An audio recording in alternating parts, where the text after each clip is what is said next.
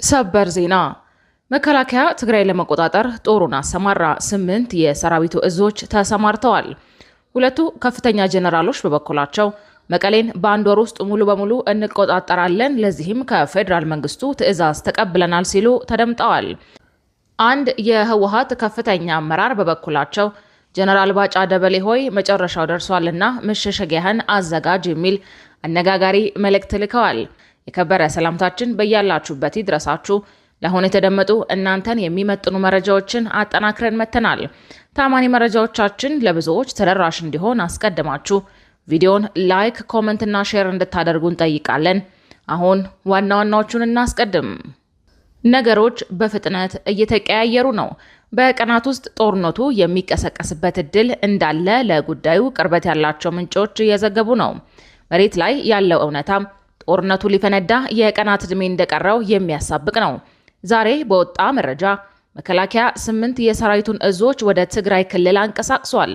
ህወሓት በበኩሉ በሁለት ግንባሮች መጠነ ሰፊ ስምሪት እያደረገ ነው። በሌላ በኩል የህወሓቱ ከፍተኛ አመራር ለጀነራል ባጫ ደበሌ የላኩትን መልእክት ትኩረት ስቧል። በዝርዝር የምናስደምጣችሁ ዘገባችን ነው። መቀሌን በአንድ ወር ውስጥ ለመቆጣጠር ዝግጅታችንን ጨርሰናል ሲሉ እነ ጀነራል ጻድቃን ገብረትንሳኤ በይፋ አወጁ። ጀነራሉ ከፌደራል መንግስቱ ልዩ ፈቃድ አግኝተናል፣ በቅርቡ መቀሌን ነፃ እናወጣለን፣ ዝግጅትም ጨርሰናል ብለዋል። ታዳምጡታላችሁ። በብልጽግና ቤት ውስጥ የሐሳብ ክፍፍሉ ቀጥሏል። የገዢ ፓርቲን አቋም የሚቃረኑ አባላቱ ከባባድ ሐሳቦችን እያስተጋቡ ነው። ዝርዝሩን ይዘናል። የተወደዳችሁ የቻናላችን ቤተሰቦች እንደዚህንና ሌሎች መረጃዎችን አጠናክረናል። በዜናዎቻችን ላይ እንዲሻሻልና እንዲስተካከል የምትሉትን ጉዳይ ጨዋነት በተሞላበት መንገድ በአስተያየት መስጫው እንድታስቀምጡልን እንጠይቃለን። አሁን ወደ ዝርዝሮቹ እናመራለን።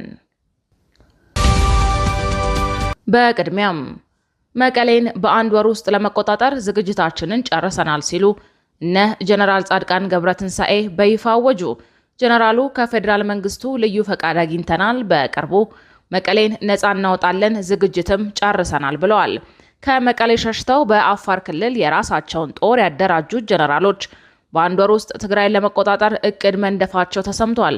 በነ ጀነራል ወዲ አንጥሩ የሚመራው ሐራ መሬትና የነ ጀነራል ጻድቃን ገብረትንሳኤ የለውጥ ፈላጊዎች ኃይል ከፌደራል መንግስቱ ጋር በመተባበር ወደ መቀሌ ለመዝመት ዝግጅት እያደረገ ነው ተብሏል። እነዚህ ኃይሎች የፌደራል መንግስት በህወሓት ላይ እርምጃ እንዲወሰድ በአዲስ አበባ መስቀል አደባባይ ሰልፍ ወጥተው ከጠየቁ በኋላ ወደ ትግራይ ለመግባት እየተዘጋጁ ነው። በአጭር ጊዜ ውስጥ ትግራይን ለመቆጣጠር ያስችለናል ባሉት እቅድ ላይ አፋር ክልል የመሸገውን ሐራ መሬት ጀነራሎችን ጨምሮ በአዲስ አበባ መምከራቸውም ታውቋል። በስብሰባው ላይ የተገኙት ጀነራሎች ከፌደራል መንግስት ጋር በመቀናጀት ህወሓትን ከአንድ ወር ባነሰ ጊዜ ውስጥ ማስወገድ እንደሚቻል ገምግመዋል። የፌደራል መንግስት በህወሓት ላይ እርምጃ ይውሰድ በሚል ወደ መቀሌ ዘመቻ እንዲታወጅ ግፊት እያደረጉ የሚገኙት ሌተናል ጀነራል ጻድቃን ገብረትንሳኤ ህወሓት ተፍረክርኳል ብለዋል። ጀነራሉ ወደ መቀሌ ስለመዝመት በተመከረበት መድረክ በአንድ ወር ልንገባ እንችላለን፣ እኔ ትልቅ ተስፋ አለኝ፣ ምክንያቱም በትግራይ ያለው ኃይል በፖለቲካ ተሸንፏል፣ ኃይላችንን መሰብሰብና መምታት ብቻን የቀረን ማለታቸው ተሰምቷል። ለዚህም አፋር ክልል የመሸገውን ሐራ መሬት ከመከላከያ ሰራዊት ጋር ተቀናጅተው ህወሓት ላይ ሊዘምቱ እንደሚችሉ ተጠቁሟል። ሐራ መሬት ከፌደራል መንግስት ጋር ተቀናጅቶ የሰራ መሆኑን በቅርቡ ያረጋገጡት የተጠቂ ቡድኑ ዋና አዛዥ ጀነራል ወዲ አንጥሩ ወደ ትግራይ ለመዝመት ተዘጋጅተናል ብለዋል። ጀነራሉ በአዲስ አበባ ወደ መቀሌ ስለመዝመት በተመከረበት ስብሰባ የሚመሩት ኃይል ወደ ትግራይ ገብቶ ህወሓትን ከትግራይ ህዝብ ጫንቃ ለማውረድ ዝግጅቴን ጨርሻለሁ ብሏል። ጀነራሉ በመድረኩ ላይ ባደረጉት ንግግር ሐራ መሬት ወደ ትግራይ ለመግባት ከመቻኮሉ የተነሳ ቀን ከሌሊት በተጠንቀቅ ቆሞ እየጠበቀ ነው ሲሉ ተደምጠዋል። እነ ጀነራል ጻድቃን ከአዲስ አበባ ያቀዱት ወደ መቀሌ የመዝመት ዝግጅት አሁን ላይ በህወሓትና በፌደራል መንግስት መካከል የተፈጠረው ውጥረት ሊፈነዳ መቃረቡን ማመላካችም ሆኗል። ከቀን ወደ ቀን እያየለ የመጣው ውጥረት መሬት ላይ ያለውን ወታደራዊ ፍጥጫ ይበልጥ እያጋጋለው ነው። በዚህ ሰሞን ትግራይን ከአማራና ከአፋር ክልሎች ጋር በሚያዋስኑ አካባቢዎች ሰፊ ወታደራዊ እንቅስቃሴዎች እያዩ ነው። በህወሓት በኩል በራያ በኩል መጠነ ሰፊ ኃይሉን ሲያንቀሳቀስ በመንግስት በኩልም ከባድ መሳሪያዎችን ጨምሮ ወደ ትግራይ አዋሳኝ አካባቢዎች እያስጠጋ መሆኑን ተሰምቷል። በቀጣይ መረጃ በብልጽግና ቤት ውስጥ የሐሳብ ክፍፍሉ ቀጥሏል። የገዢ ፓርቲን አቋም የሚቃረኑ አባላቱ ከባባድ ሐሳቦችን እያስተጋቡ ነው። በሀገራዊ ምክክሩ የመንግስት አደረጃጀትና ቅርጽ በተሰኘው አጀንዳ ላይ ተሳታፊዎች ባደረጉት ምክክር የፌዴራል አወቃቀር ፌዴራሊዝም ሆኖ እንዲቀጥል አመዛኝ ምክረ ሐሳብ መቅረቡን፣ በመንግስት አደረጃጀት ደግሞ የጠቅላይ ሚኒስትሩና የፕሬዝዳንቱ የስልጣን ጉዳይ በአመዛኙ አከራካሪ ሐሳቦች እንደቀረቡበት ተገለጸ። በ10 እና 50 ሰዎች የተደራጁ ንዑሳን ጥቃቅን ቡድኖች በስምንቱም አጀንዳዎች ተወያይተው ካነሷቸው ሐሳቦች ውስጥ 250 ሰዎችን ለያዘው ቡድን ሲቀርቡ ያልተካተቱት እንዲካተቱ የሚደረግበትና 250ዎቹ ምክረ ሐሳቦቹን የሚያጠናክሩበት ውይይት ትላንትም ቀጥሎ ተካሂዷል። ይሄው ተግባር ከተከናወነባቸው አጀንዳዎች መካከል አንዱ የሆነው የመንግስት አደረጃጀትና ቅርጽ የተሰኘው አጀንዳ ሲሆን 250 ሰዎችን በያዘው ቡድን ምን ሐሳቦች እንደተነሱ ማብራሪያ ጠይቀናል።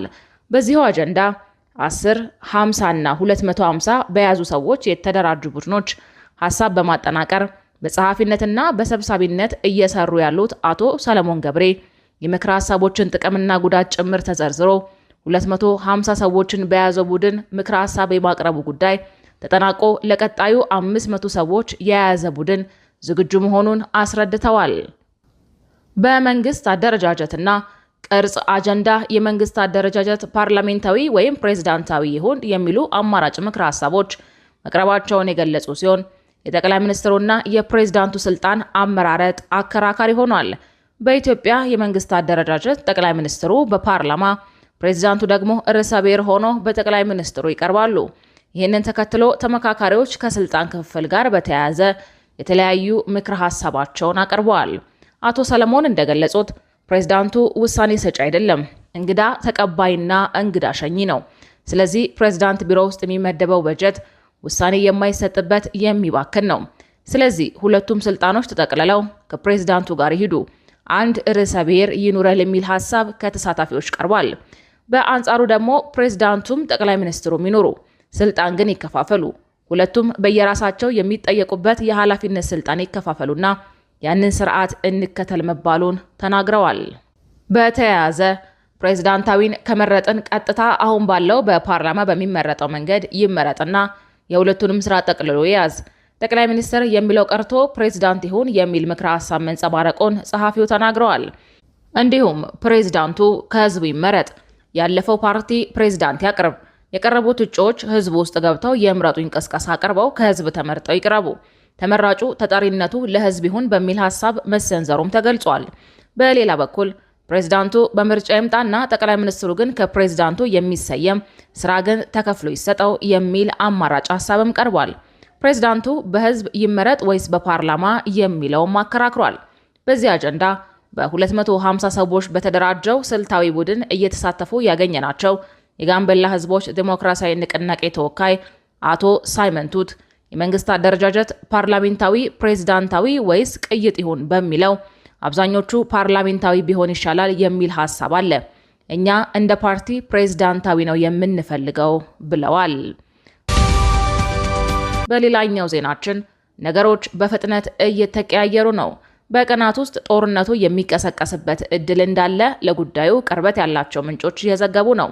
መሬት ላይ ያለው እውነታም ጦርነቱ ሊፈነዳ የቀናት ዕድሜ እንደቀረው የሚያሳብቅ ነው። ዛሬ በወጣው መረጃ መከላከያ 8 የሰራዊቱን እዞች ወደ ትግራይ ክልል አንቀሳቅሷል። ህወሓት በበኩሉ በሁለት ግንባሮች መጠነ ሰፊ ስምሪት እያደረገ ነው። በሌላ በኩል የህወሓቱ ከፍተኛ አመራር ለጀነራል ባጫ ደበሌ የላኩትን መልእክት ትኩረት ስቧል። ሞንጆሪኖ ሁሉም የመከላከያ እዞች ወደ ትግራይ መንቀሳቀሳቸውን ይፋ አድርገዋል። ትግራይን ለመቆጣጠር ተዘጋጅተዋል ብለዋል። የህወሓት ጽህፈት ቤት ኃላፊ ወይዘሮ ፈትለወርቅ ገብረ እግዚአብሔር ወይም ሞንጆሪኖ በዛሬው ዕለት በደቡብ ምስራቅ ዞን ተገኝተው ህዝባዊ ስብሰባ መርተዋል። ኃላፊዋ በስብሰባው ስለ ፕሪቶሪያ ስምምነትና ስለ አሁናዊ ፖለቲካዊ ውጥረት ማብራሪያ ሰጥተዋል። ለሺህ ዓመታት ወርቃማ ታሪክ እየሰራን ህልውናችንን አስጠብቀናል፣ በፍጹም እዚህ ደርሰን አንሰበርም ብለዋል። ብልጽግና የትግራይን ህዝብ ለማጥፋት እየሰራ ነው የሚል መሬት ያረገጠ ክስ ያቀረቡት ሞንጀሪኖ ህልውናችን የሚረጋገጠው በብልጽግና መቃብር ላይ ነው ሲሉ ሰሞንኛው ነጠላ ዜማ ደግመውታል።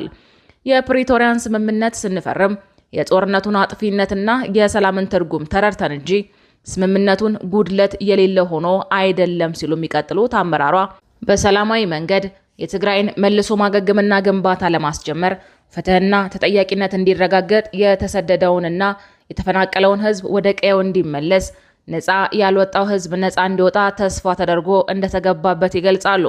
ቀጥለውም የፌዴራል መንግስት ከ8 በላይ የሰራዊት እዞችን ከ4 በላይ ሜካናይዝድ ክፍለ ሰራዊትና ተጨማሪ አቅሞችን ወደ ትግራይ ድንበሮች አስጠግቶ እንደሚገኝ በመጥቀስ እኛ ግን እንደ ህዝብ እስከሚያጠፋን አንጠብቅም አንፈቅድም ብለዋል። ይህ በእንዲህ እንዳለ በኬንያ የኢትዮጵያ አምባሳደርና የጦር ሰራዊት ከፍተኛ አዛዥ ጀነራል ባጫ ደበሌ ስለ ህወሓት የውጊያ አመራርና ማዘዣ ጣቢያ በመገናኛ ብዙሃን ሰጥተዋል የተባለውን አስተያየት ተከትሎ ከህወሓት በኩል ጠንከር ያለ ምላሽ ተሰጥቶታል።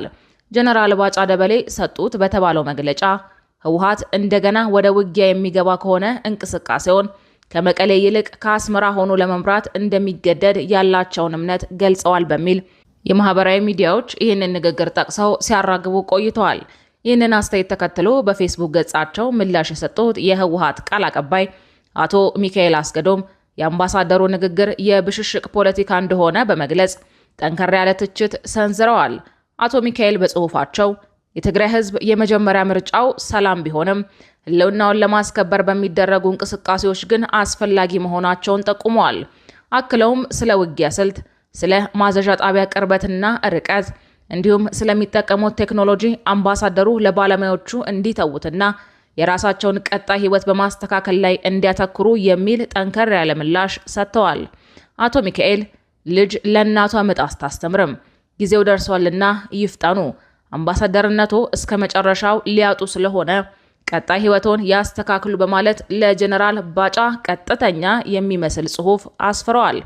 ይህ የቃላት ምልልስ በማህበራዊ ሚዲያ ተጠቃሚዎችና በፖለቲካ ተንታኞች ዘንድ የተለያዩ አመለካከቶችን ያስነሳል ተብሎ የሚጠበቅ ሲሆን ወቅታዊውንና የፖለቲካና የጸጥታ ሁኔታ በተመለከተ አሁንም የተለያዩ ሐሳቦችንና አለመግባባቶች መኖራቸውን የሚያሳይ ክስተት እንደሆነ እየተገለጸ ይገኛል። ክቡራትና ክቡራን ውድ የአዲስ ፖስት ሚዲያ ቤተሰቦቻችን ለሰዓቱ የተሰናዱት መረጃዎች እነዚህን ይመስሉ ነበረ። መረጃዎቻችንን እስከ ፍጻሜው ድረስ ስላደመጣችሁ ከልብ እናመሰግናለን።